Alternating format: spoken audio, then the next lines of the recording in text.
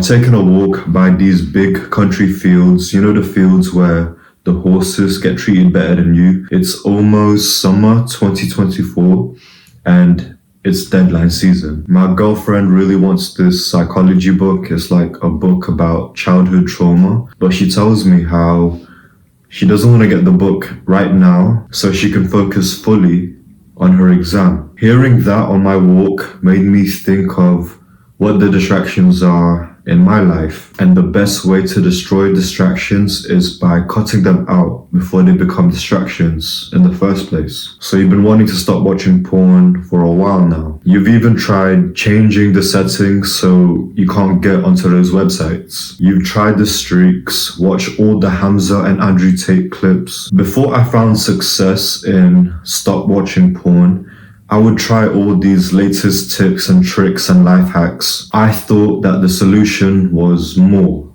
tips, more tricks, more YouTube videos. But I found success by realizing I can make this goal easy for myself. Instead of focusing on not fapping, not doing the bad habit, I changed the focus of not watching porn, and I changed it to now focusing on changing my surroundings so it helps me. What I mean by changing my surroundings is my bedroom. You want to stop these bad habits because you know you can accomplish more in life, but yet right next to your bed you got the wipes and lotion. What would it look like if you had video games in your bedroom instead of books? Imagine two people, they're exactly the same, but the only difference is one has video games and one has books in their room. What's the difference of those two people's lives after a year, after 5 years, after 10 years? What does the one choice of books or video games look like multiplied over a long term? Another way of changing your surroundings so it benefits you is your phone. What's on your phone? And does it help you with your goal? Are you following Instagram models? Questionable dancing, the stuff that you know that triggers you. You say you want to stop fapping, but every time you go on your phone, every hour, is it helping you? And the thing is, it's not even just Instagram models. Recently, I deleted Instagram and then I came back to it after 6 months. Opening the app after a while, and I'm thinking like, why is everyone naked? I didn't realize until after taking a step back that even my co-workers are naked. You know, the people I work with in the coffee shop? So it's not even the most obvious triggers of Instagram models. It could just be the people in your everyday. Imagine, what are the things you can cut out that will make you getting your goal easier? Recently, I learned this thing called second order consequences. It's kind of like the butterfly effect. You make one choice and that one choice has effects, and these effects make it easier or harder for you to get your goal. But before we cut anything away, cut video games, screen time, porn, we must have an overall mission.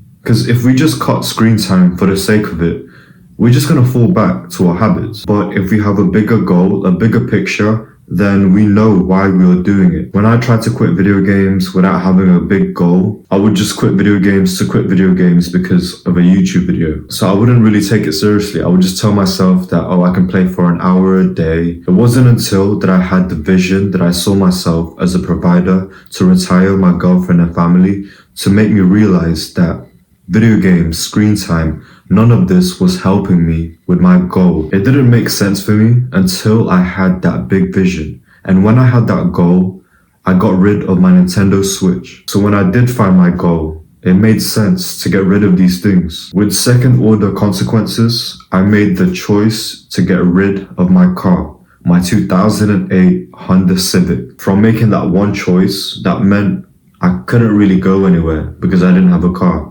or it made it harder for me to do so. By making the choice to get rid of my car, that would mean I would have more time to be on my desk and do my work. Another example of second order consequence is video games. So I make the choice to buy a Nintendo Switch. Not only is it the money to buy it and also the time for me to get to the store, that one choice of buying the Nintendo Switch meant that to get my money's worth, I need to be playing it, so I need to get some games, so I need to get the different color controllers. So that one choice meant that for every day from then on, I had this distraction over here that was taking me away from my goal. I got my Nintendo Switch from my first job delivering food to people on a bike. This meant a lot to me. This was the first time that I didn't ask my parents for something and I went out on my own to get it. I remember cycling uphill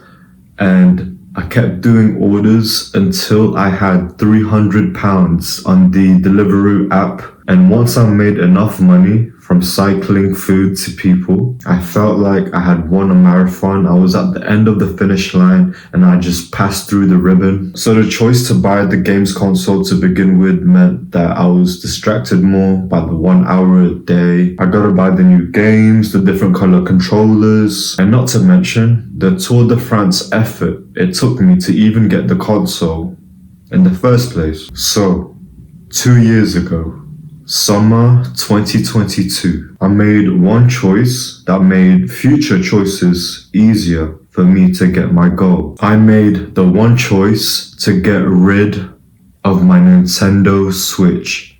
I was crying in the shower literally a week before I decided to do it. But from that day onwards, I no longer had the choice to play video games. I am likely to do my work, write, and make films.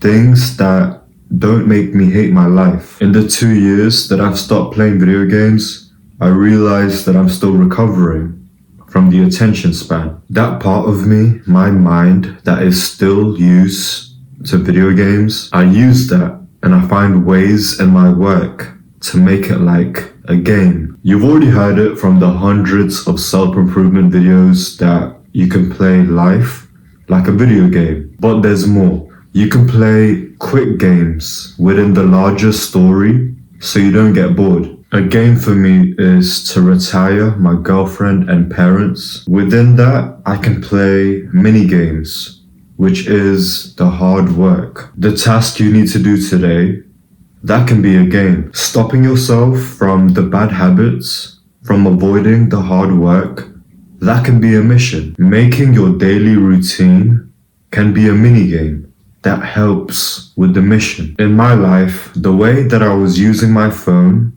didn't help with the mission. So slowly, one by one, I took away distractions. So the first thing I did was I turned my phone into night mode. You know that setting on your phone that turns your phone orange so it makes it easier for your eyes in the night? I started to have that setting on all the time. The next thing I did was I turned my phone black and white. So I still had the night mode, but on top of that, it was now black and white. So it started to look like an old video game that had no colors. The next level for me now is notifications. I noticed my phone was going off and distracted me from my flow. So adding on to the settings, I now had do not disturb on all the time, meaning no notifications got to me unless I looked for it. As I got rid of more and more distractions, I started to get to new levels. I then started to delete all the apps on my phone that didn't make me money. All of these choices meant that I would be on my phone less, which meant I had more time for the important things that I would normally run away from, the tasks that I need to do to retire my family. Each step, each thing that I was taken away from felt like I was gaining experience points that got me to the next level. And by the way, these settings, these tips and tricks, these do not disturb, night mode, all of these are cope. The hard work is hard and it needs to get done. There are no sugarcoating it. There are things you can do like not fapping, like meditating, like exercise that helps with the big goal. We just need to remember that the hard work, the 12-hour days, they need to get done. There is no way to soften the pain. The hard work just needs to get done. The hard work is not going to get easier for you because you've watched tips and tricks and watched this video and that Andrew Tate clip. You just need to do it. But There are simple choices you can make today so tomorrow you don't hate your life. What is one choice you can make now that will help you get your goal? Love.